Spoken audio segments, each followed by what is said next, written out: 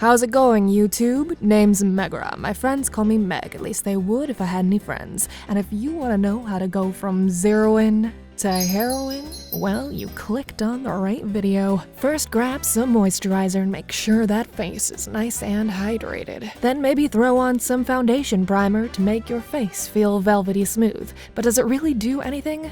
I don't know. Then use some concealer to fill in those dark eye circles, maybe a couple of blemishes, but not too many. Oh god! Use a concealer brush to blend that all out. Until you get so bored of it, you decide to just use your hands. Next, grab some liquid foundation for a little bit of extra coverage.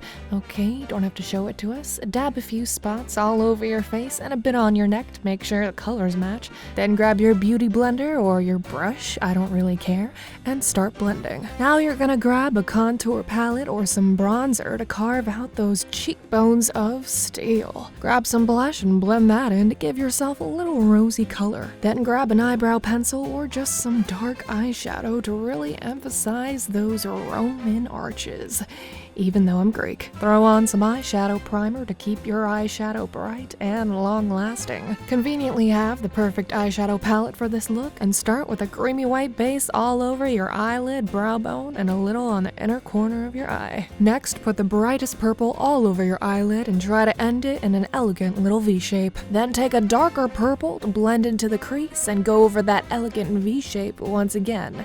Then just blend it all out with your finger because you can't be bothered to get a brush. Grab some sparkly lavender color to dab onto the center of your eyelid as a highlight. Now you want to set it all with a bit of powdered foundation and a nice big fluffy brush. Now use some black liquid eyeliner to line your upper lash line and give yourself a nice little cat eye look.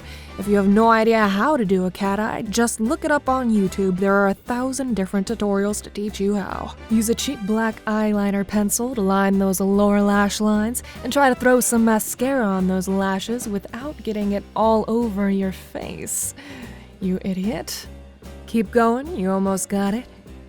There you go. What are you doing? Stop that. Put on some pink lipstick, decide that it's way too glossy, and blot it with a tissue. You probably should have used pink lip liner instead, but you didn't have any. Cover just your top lip in something purple, because for some reason my top lip is darker than the bottom one. And look at that, you're done with the makeup and ready to move on to the hair. First, get distracted thinking that you look like Jessica Rabbit. Section off the top part of your hair by using the tail end of a comb and carving it in a little upside down U shape. Congratulations, you did it. Now clip the rest of it out of the way and hairspray the crap out of it straight up. Then tease the crap out of it in sections and start rolling it toward your face from the very end.